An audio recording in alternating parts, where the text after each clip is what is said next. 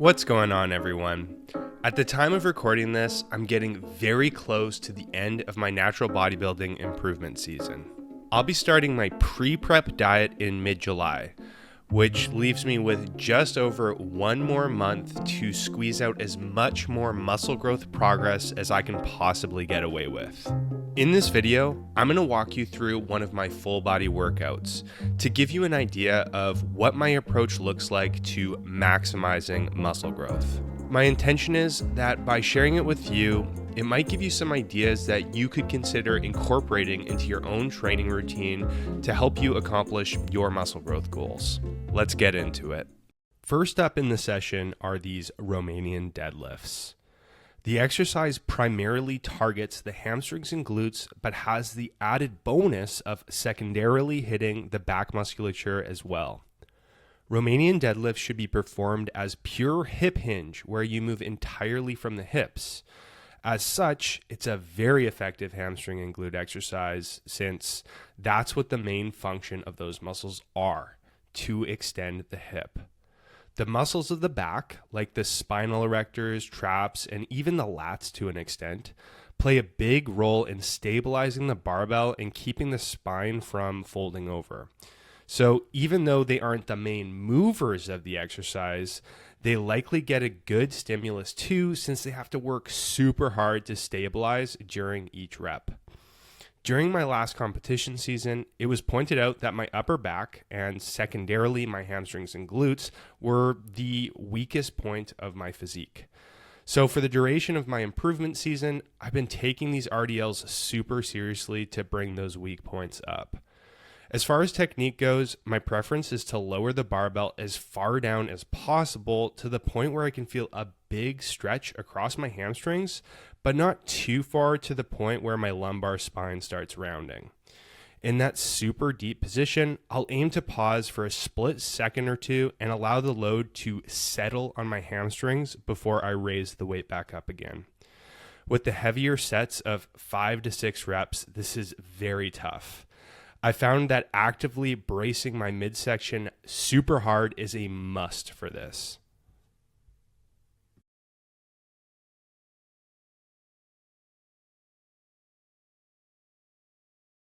Next up are flat dumbbell bench presses.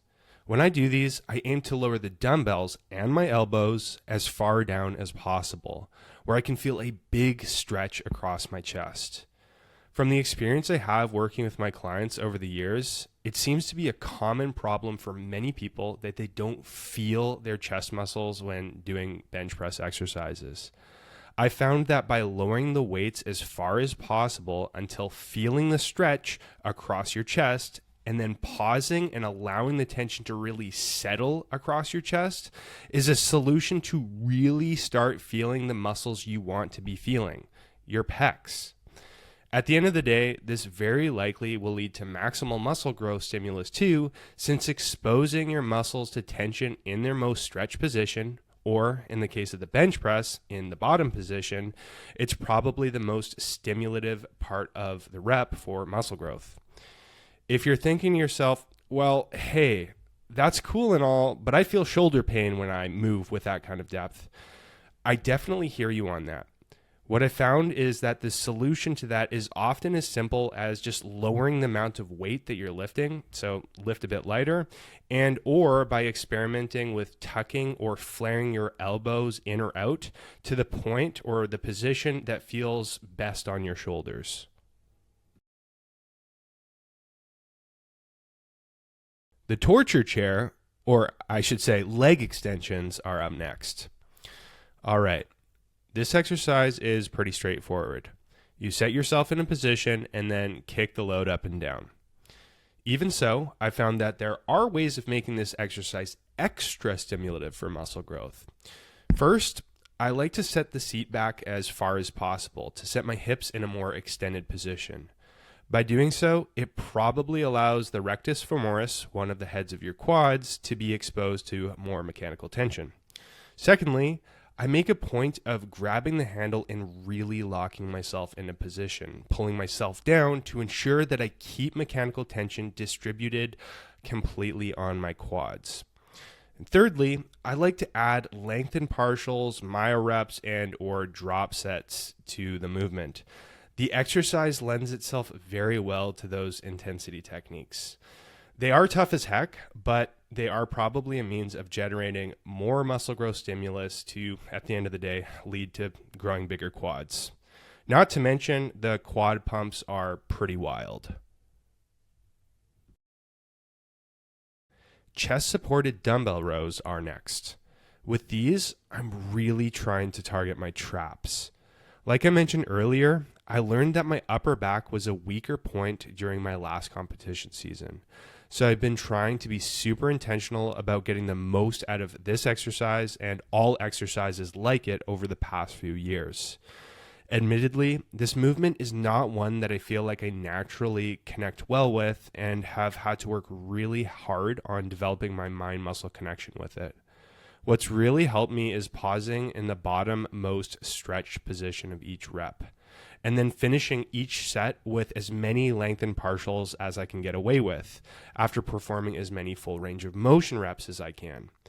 A commonality with many rowing movements is that your traps might have a significant amount of gas left in the tank even after doing as many full range of motion reps as possible. And they probably can still accrue a significantly great deal more stimulus from including lengthened partials at the end of each set after you've finished doing as many full range motion reps as you can get away with. Honestly, the lengthened partials might have the potential to play a pretty big role in gaining some extra muscle. A little lateral raise carnage is up next. Simple but effective. Admittedly, this exercise is one that I felt has taken up until now to figure out how to do efficiently from the time I first started lifting as an early teen. What's really made these light up my delts is doing the following. 1, I move with tons of control and manufacture the movement purely from my muscles and not at all from any momentum or swinging, not even a little bit. 2, I pause at the top of each rep. Tension is highest at the top position with this exercise. By pausing there, it both makes the exercise harder, hopefully leading to more muscle growth stimulus, and it's helped to reinforce my mind-muscle connection by doing so.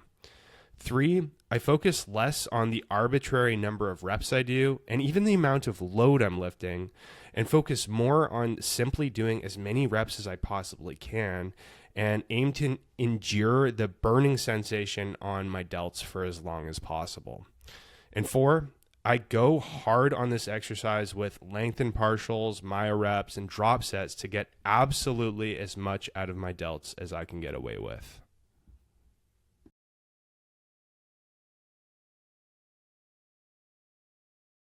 Machine preacher curls are next. As the years go by, I find myself becoming increasingly less concerned about the amount of weight I lift and more concerned about how I lift. Similar to how I do lateral raises with bicep curls, I try to manufacture the movement to come entirely, and I mean entirely from the biceps. No momentum at any point, and I aim to keep tension entirely on my biceps. So for these, I keep every rep super controlled and start each rep in the bottom most stretched position. I've also been doing tons of myo reps, drop sets, and lengthened partials on these, just like with the lateral raises and the leg extensions, to squeeze out as much muscle growth stimulus from my biceps as possible.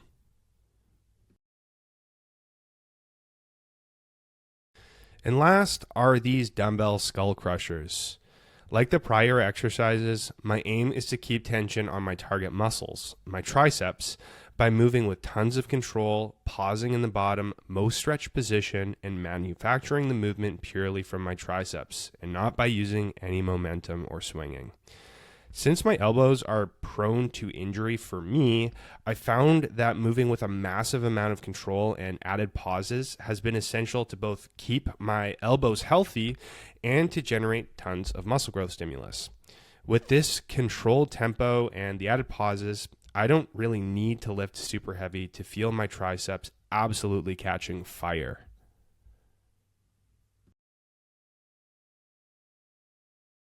and that's the workout.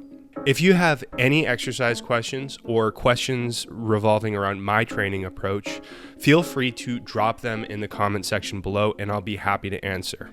Really quick, just before this video comes to a close, I wanted to let you know more about the work that I do. Aside from making YouTube and Instagram content, as well as recording the Fitness is the Foundation podcast, I work full-time as an online physique coach, something that I've been doing since 2018. If you're someone who's been considering getting some help with your fat loss and muscle growth goals, I wanted to invite you to hit the link in the description below to take a look at the help that I can offer you. To give you a super quick summary right now, to give you an idea of the kind of help that I offer, I'll make you a training program that meets your specific physique goals, your life schedule, as well as your personality. I'll make you a nutrition program that leads you on the straightforward path to accomplishing fat loss and/or muscle growth. Plus, I'll teach you how to create a sustainable meal plan, and I'll work with you one-on-one throughout the entire process, supporting you and being in your corner to ensure that you accomplish your physique goals. In addition to hitting the link below to learn about the specifics of how I can help you and even apply for a free consultation with me, you can also email me at sam@jadeathletics.ca if you have any questions about my coaching. Thanks so much for watching the video, and I will see you in the next one.